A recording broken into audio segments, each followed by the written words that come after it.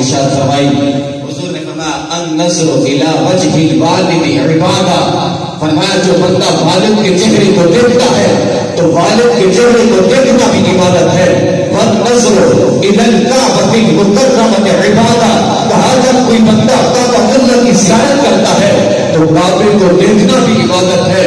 والنظر الی المصحف عبادہ، اگر کوئی بندہ قرآن کو اٹھاتا ہے، قرآن کو دیکھتا ہے، قرآن کی زیارت کرتا ہے تو قرآن کو دیکھنا بھی عبادت ہے۔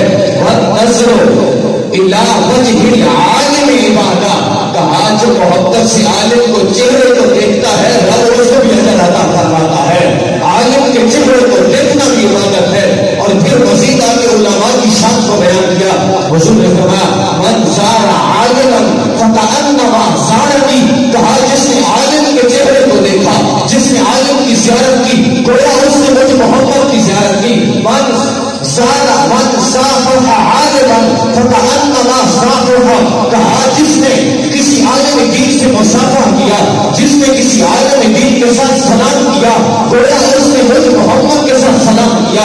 من جالس عالما فکأنما جالسنی، کہا جس نے کسی عالم کی مجلس کو اختیار کیا، جس نے کسی عالم کی صحبت کو اختیار کیا، جو کوئی کسی عالم کے پاس بیٹھا تو وہ یہ سمجھے میں آمنہ کے لال کی صحبت میں بیٹھا۔